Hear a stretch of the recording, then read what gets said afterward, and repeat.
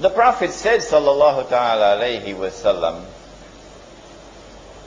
the hadith is in Sahih Muslim, and it is perhaps the most important of the hadith I'm going to quote tonight, this one.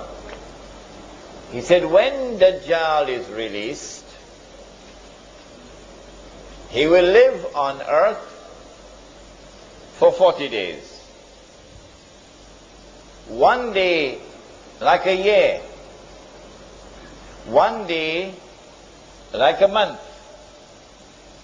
One day like a week. And the rest of his days like your days.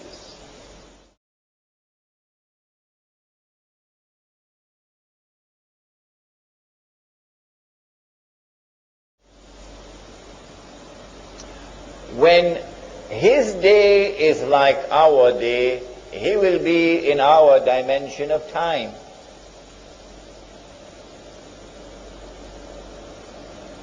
But prior to that, he would not be in our dimension of time because his day would not be like our day. When he is in our dimension of time, at that time it will be possible for us to see him. At that time he will appear as a human being. A human being, not a system, not a civilization, a human being. And he would be a Jew. And he would be a young man powerfully built, with curly hair. At that time, when he appears in the world, in our dimension of time, the Prophet said, alayhi salatu wasalam, he will come from the east. He pointed his finger 20 times to the east. Dajjal will come from the east. What about prior to that, when he will not be in our dimension of time? Where will he be, for example, when his day is like a year? It is from that location that he will commence his attack. He will begin his effort. Number one, to liberate the Holy Land. Number two, to bring the Jews back to the Holy Land. Number three, to restore the state of Israel. Number four, you know what's number four. From that location he will begin the effort. Where will it be? Fortunately for us, we have the answer. And it is also in Sahih Muslim. It is known as the Hadith of Tamim Dari.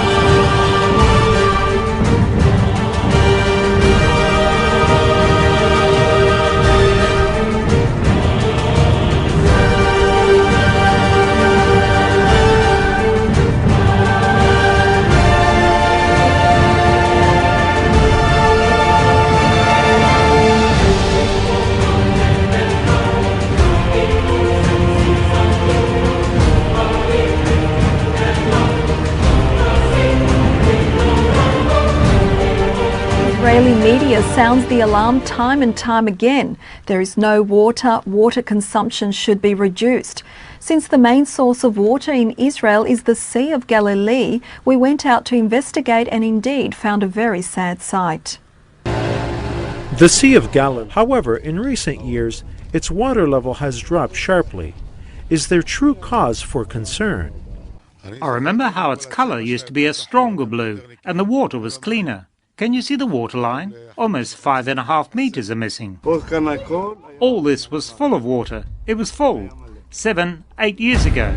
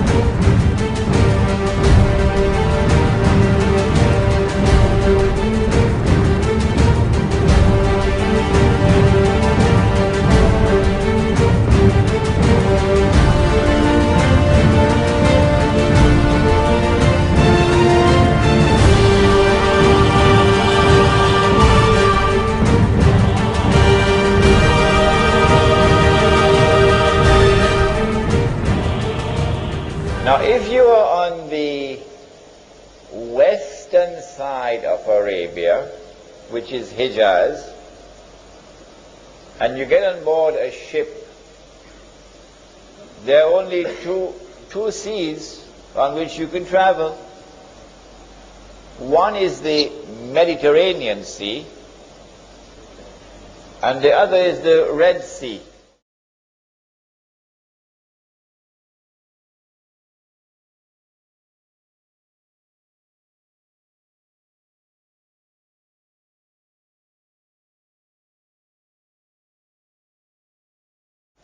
We now know from this hadith, when Dajjal is released and commences his mission, he will commence his mission from this island. Which island is it? In 1917, the British Secretary of State was a man named Lord Balfour. And Lord Balfour made a declaration, a stunning declaration. Britain was the superpower in the world, and Lord Balfour declared that the British government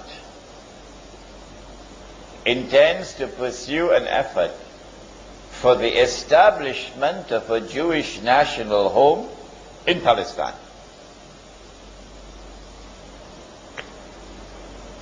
In 1919, a British general led an army which defeated the Turkish army, and from a Jewish perspective liberated Jerusalem and liberated the Holy Land. And then Britain became the power which controlled the Holy Land. The League of, in those days you didn't have the United Nations, you had the League of Nations. And the League of Nations conferred upon Britain something called mandate power.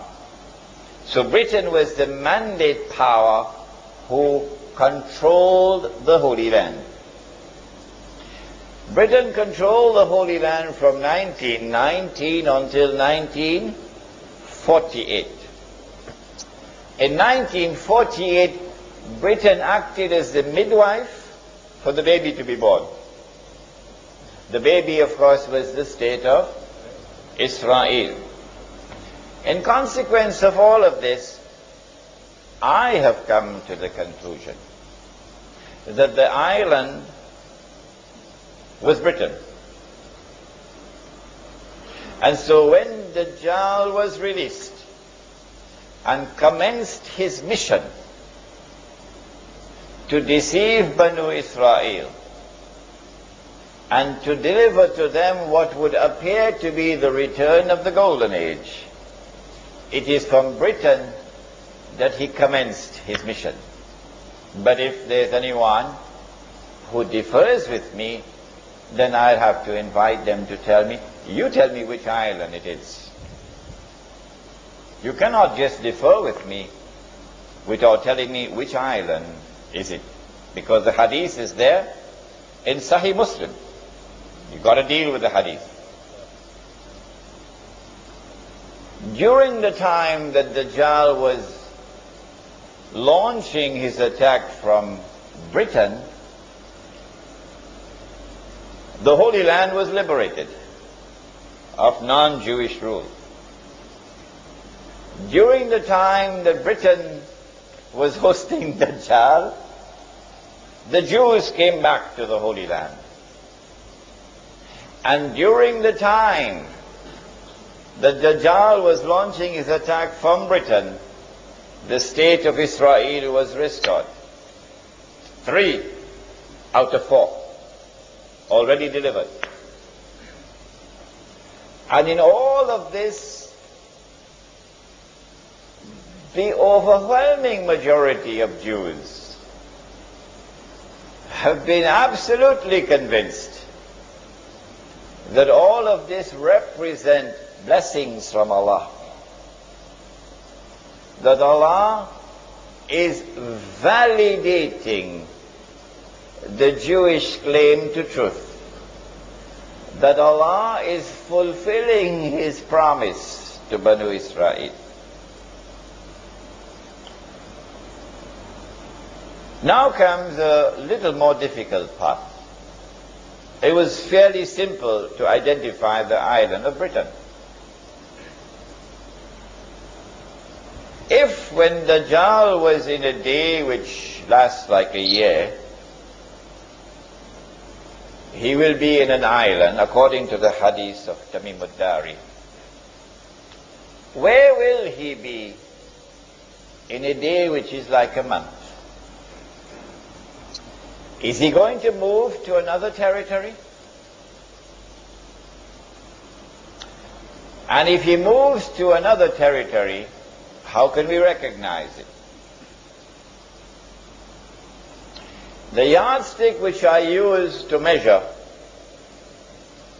whether or not Dajjal has moved to another territory in a day which is like a month is the yardstick of the state of Israel. Who is the one who is keeping it alive?